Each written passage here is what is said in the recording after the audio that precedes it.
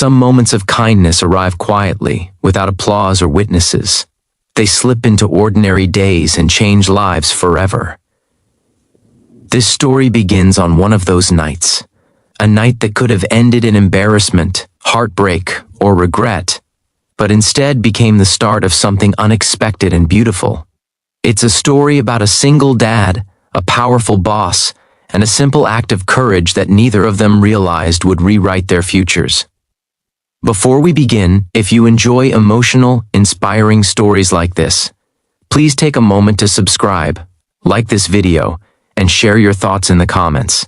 It really helps the channel grow and lets us keep bringing you meaningful stories. Welcome to Your Channel Name. Now let's begin. Ethan Parker never planned on being a single father. Life had simply handed him that role one quiet morning 3 years earlier, when his wife passed away unexpectedly, leaving him with a 5-year-old daughter named Lily and a heart full of unanswered questions. Since then, Ethan's world had narrowed to 2 priorities: keeping a steady job and being the best dad he could be. He worked as a senior operations manager at a large marketing firm in Chicago. He was good at his job, reliable, calm under pressure, and kind to everyone around him. But he wasn't flashy. He didn't stay late to impress people or push himself into the spotlight. At 5:30 every evening, Ethan packed his bag and headed out to pick Lily up from after-school care, no matter what. His boss, Olivia Reynolds, noticed everything. Olivia was the CEO of the company. At 38, she had built the firm from a small startup into a national brand. She was respected, admired, and, to many, intimidating. People saw her sharp suits, confident walk, and decisive voice, but few saw the loneliness that followed her home at night. From the moment Ethan joined the company 2 years earlier, Olivia had quietly admired him. Not for his looks, though he had a gentle, steady presence, but for the way he treated people. He remembered names. He listened. He thanked interns and janitors with the same respect he gave executives, and when he talked about Lily, his face softened in a way that felt rare and real. Olivia told herself it was just professional respect. She was his boss, after all, and besides, dating hadn't gone well for her lately. That Friday evening, Olivia had agreed to a dinner date with a man named Marcus, a well-connected investor her friends insisted was perfect for her. She didn't have high hopes, but she told herself to give it a chance. The restaurant was upscale, crowded, and loud. At first, Marcus seemed charming enough, but as the conversation went on, small red flags began to wave.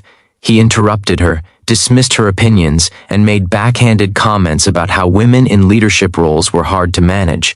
By the time their main course arrived, Olivia felt trapped. Marcus had ordered for her without asking. He talked endlessly about himself. When she checked her phone, hoping for an excuse to leave, he smirked and said, "Relax.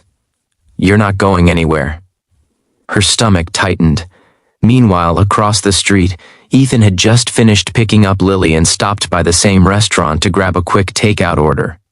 Lily waited outside with her coloring book while Ethan stood near the entrance. That's when he saw Olivia. At first, he wasn't sure. She wasn't in her usual sharp blazer.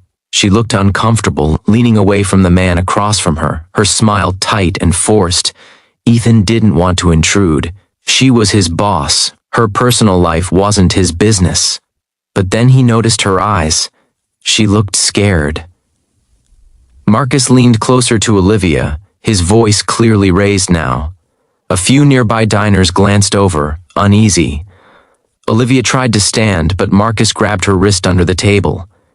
Ethan didn't think. He acted. He walked straight to the table and said calmly, "Hey, Olivia. There you are. Lily's been asking for you."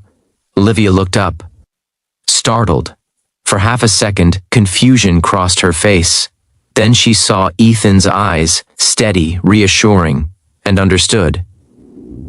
"Oh," she said quickly, standing up. "I'm so sorry, Marcus. I completely forgot I had to leave." Marcus scowled. "Sit down. We're not finished."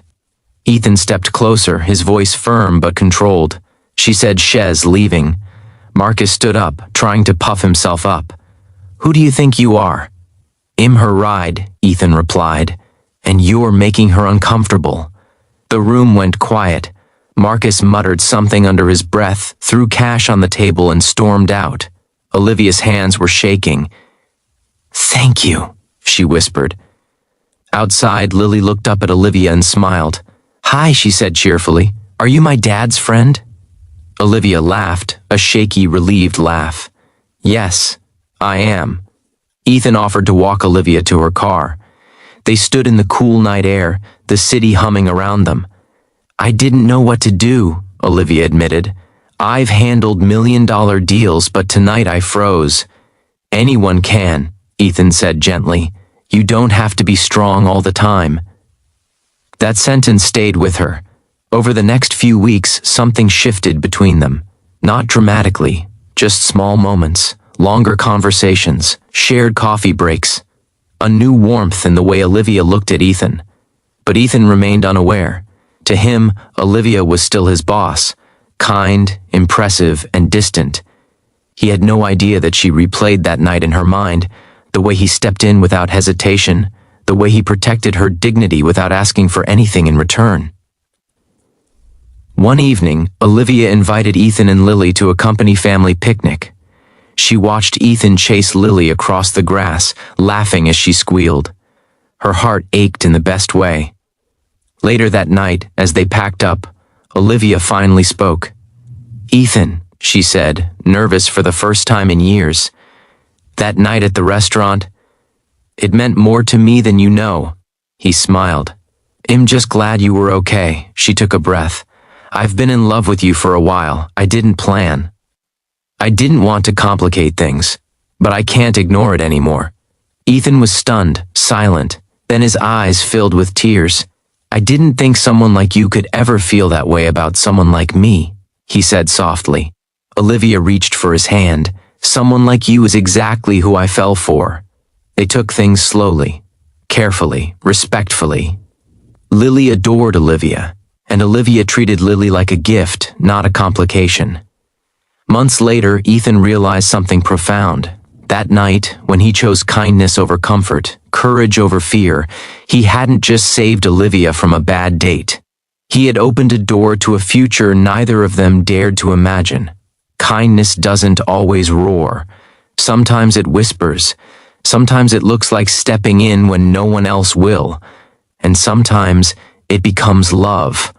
If this story reminds us of anything, it's that small acts of kindness can change lives, including our own. So go out today and choose kindness. You never know who's watching, who needs it, or how far it might carry you.